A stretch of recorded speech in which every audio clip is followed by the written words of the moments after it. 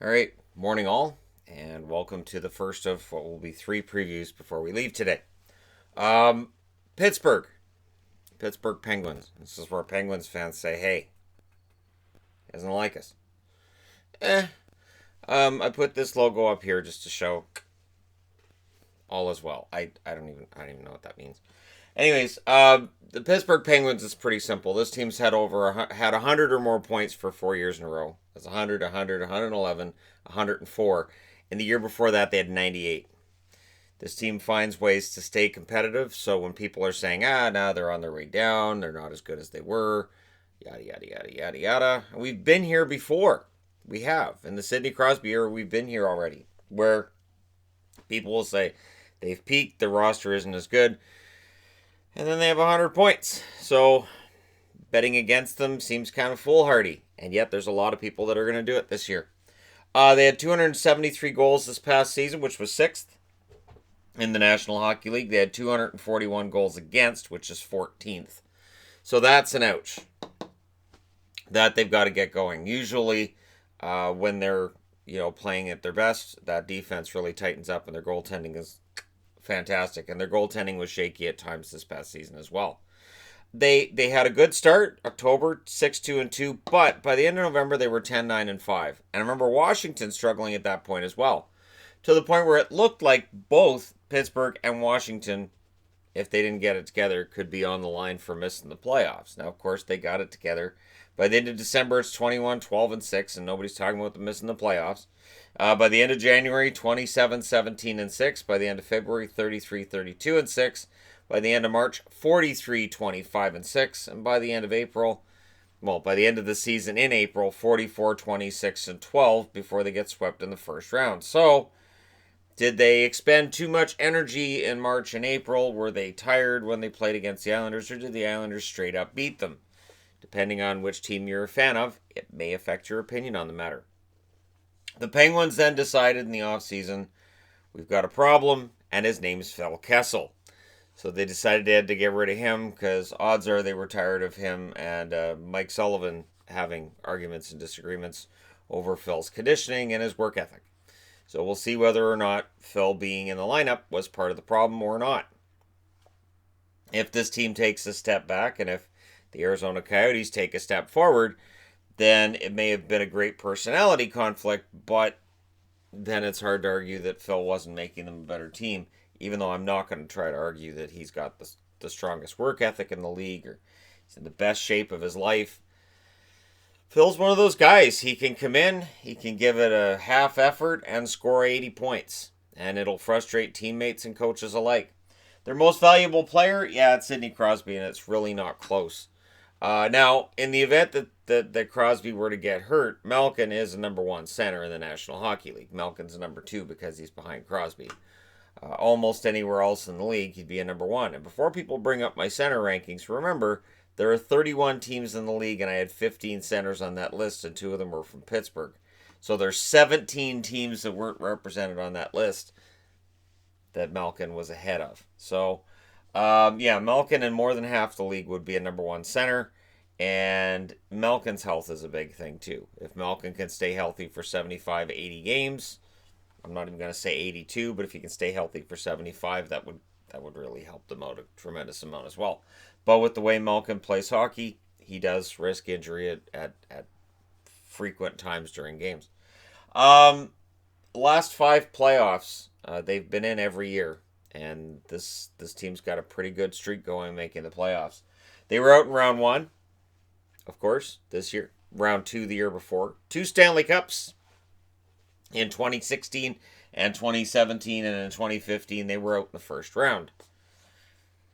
So in 2015 out in the first round, 2016 a Stanley Cup. Could we see a Stanley Cup in 2020? I get asked that question a lot, and honestly I wouldn't bet against it. This team in 2015, they're on their way down. They've peaked.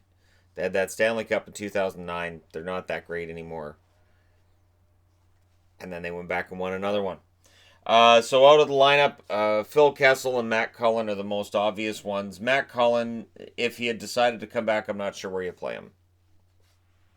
Because even if you say, well, you could have put him on the fourth line, I don't know that you want to bump Zach Aston Reese out of the lineup for another season and keep Cullen in there. Cullen, one of the greatest journeyman players in NHL history, and I say journeyman is a huge compliment, not as any kind of a slight. Part of the reason that I do videos on journeymen is because I respect them. I respect that they can go from team to team and play for a really long time without the spotlight, without making the most money on the team, and just keep plugging away at it for 15, 20, or 20 plus years. So, with Kessel gone, it could very well negatively impact their offense, but it might positively impact the team.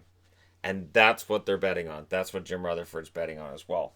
Now, for goals, I expect Jake Gensel to be the leading goal scorer in that he can just wait for Crosby to feed him the puck. And it should make Crosby the best goal scorer. Or Crosby, still the best point producer and getting all those assists. And Jake Gensel should, I would think 40 goals he had this year, I would think he can better that. Absolutely. Dark horse, I should say. That was workhorse to be somebody different. Dark horse, I'm going with Dominic Simone. I like the kid's game. I understand he's kind of stuck at number 3 right now on the left side, but you just never know. He's shown some offensive acumen here and there, and I still think there's more there. For what about, I put Teddy Bluger. I don't have Bluger technically in the lineup right now. In the top 4 lines, could he end up there? Yes. I think he and Zach Aston Reese will be battling it out for that 4th line center spot. I like Bluger's work ethic. I think he's a talented kid. And I like this Pittsburgh roster. But I also understand, while I like this roster, I understand why people say, okay, this is the year they're going to miss the playoffs because eventually the gravity has to take over. Right? Not necessarily, not if you're Pittsburgh. The best way I could describe it, and this is for Penguin fans tuning in, I see the Pittsburgh Penguins kind of like a Jason Voorhees or Freddy Krueger or one of those other horror movie supervillains. They just won't stay down. No matter what you do, they won't stay down. People who are looking at last year's first round sweep against the Islanders and saying, that's it, the Penguins are done. Yes, their hope of being officially recognized as a dynasty is done. But unofficially, they are a dynasty, and they still had 100 points last year. I am not ruling these guys out. When you look at the lineup, there's a lot to like here. Jared McCann, Sidney Crosby, and Jake Gensel. Now, if McCann can stick on that wing, he's going to score some goals. Because, again, you're playing on a line with Sid the Kid. And McCann's got a pretty good pedigree. He really is a pretty good player. Maybe playing with Sid will be the best thing for his career after going through Vancouver and going through Florida and not really realizing his potential in either place. The problem is, of course, if he struggles, Mike Sullivan won't hesitate to switch things out. And now you've got Galchenyuk, Malkin, and Cahoon, likely second line, although I could see Hornqvist going in and grabbing that spot back. Hornqvist is on the 3rd line with Simone and Bukestad on this projected chart. I use projected charts from others because I find it funny when people are like, how dare you have this guy in the lineup and not that guy? It's not me. Anyways, and then I just go through and I discuss it with you, find people while it's on the board. So I could see a fight between Simone, Galchenyuk, and McCann because it's unpredictable who's going to have actual chemistry with Sid the Kid. Wouldn't surprise me if Brandon Tanev ends up on that line, and he all of a sudden starts scoring goals because he's with Sid the Kid. Nick Bukestad, I like at 3rd line center, and I think Hornqvist, while he's older, people are complaining about his contract on and off. I think he can still bounce back somewhat. You got to be realistic, but I think there's still some bounce back there. Zach Aston Reese, and of course, Brian Rust, who is fantastic. Sort of a Swiss Army knife on this team. I have him as trade bait, and I have him as trade bait for that reason. That he can do a little bit of everything. And so if they were trying to move somebody, I could see Rust generating some interest because he can kind of do a little bit of everything. He may never score 20 goals for another team. he could score 20 here because, again, you just put him with Sid. And, okay, now just hold your stick there. Right there. All right, now do that every game. You're going to get 20 goals. And that's kind of how it works. Now, they also added Andrew Agazzino in the offseason. And as stated, Teddy Bluger is here sitting outside the top four lines. I put Kasper Bjorkqvist on the board because you just never know. He might make a push for the roster. Joseph Blandisi will get in there, and Adam Johnson got a few games this year as well. So Blandisi and Johnson give them some depth. Those will be call-ups during the year and to fill in for when somebody gets hurt. I'm guessing probably Malkin, and I don't say that as a slight to Malkin. It's just that's usually what happens. The interesting thing is this. If Malkin gets hurt, do you give Galchenyuk another shot at center? I know he usually plays wing, but do you give him another shot at center? I think it's tempting with Galchenyuk's talent and just his overall physical skill to keep giving him a shot at that center spot and hope that it sticks. Now, on the blue line, Brian Dumoulin and Chris Letang, along with Marcus Pettersson, Justin Schultz. That is a very capable top four. As I'm recording this, Justin Schultz is still an RFA. Pettersson was a pleasant surprise for Pittsburgh after they picked him up for Daniel Sprong. And has really been solid for them. Much more solid than Sprong was. Jack Johnson and Eric Goodbranson round out the top six. That is a very expensive 5 and 6 spot on the blue line. And whether Goodbranson played well or not after getting to Pittsburgh, the fact remains his contract is still high. And especially for the fact that he's a number 6 defenseman. So I know Goodbranson's a good guy. I know Goodbranson has had some very good games over the last few years. It gets overshadowed by other things when he was in Vancouver. But if he can get that physical game going and if he can play really solid defensively, he's good. But again, we'll see if he can do it over a full season in Pittsburgh. Again, maybe the Penguins are this magical elixir for some players, and they're able to get their careers back on track. We've seen it before. Juuso Riikola sits outside the top 6. Chad Ruhwedel currently sits outside the top 6 as well, meaning that you've got 8 guys there that can play. And then you got Pierre-Olivier Joseph, who they picked up in the Kessel trade. Zach Trotman is a depth guy who's going to play a handful of games during the year in all likelihood. It is a unspectacular but capable blue line that they have with Pittsburgh. And it may not need to be spectacular.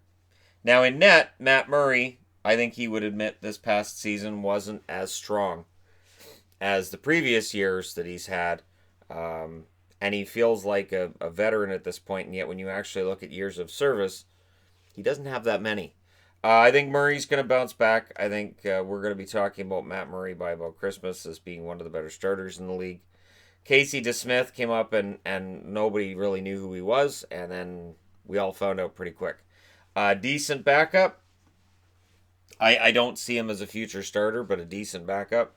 And this is a very relatively decent priced goaltending tandem.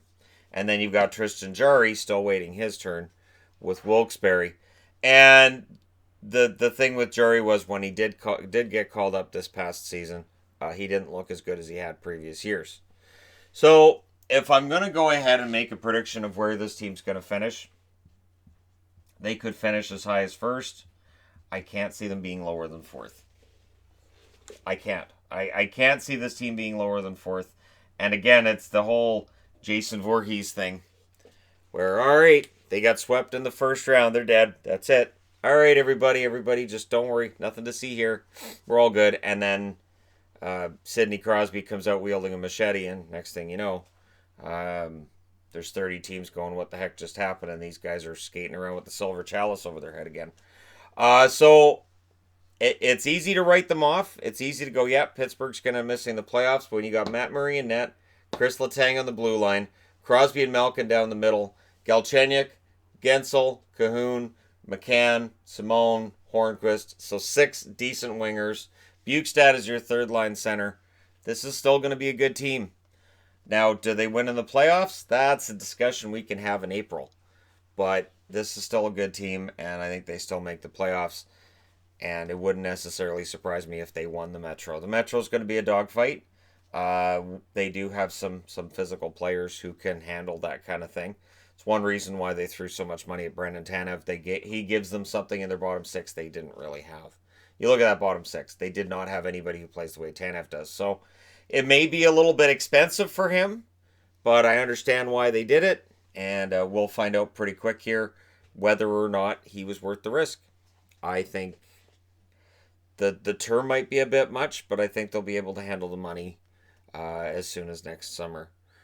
These things have a way of working themselves out. You're in cap hell one day, and a year later, you're not the guy, it's somebody else. So we'll see what happens. Let me know what you guys think in the comment section below, as always. Don't forget to hit like and subscribe if you're browsing your way through. You just happened upon this video. Thank you guys so much for watching. Thanks for all your support. I'll talk to you again soon.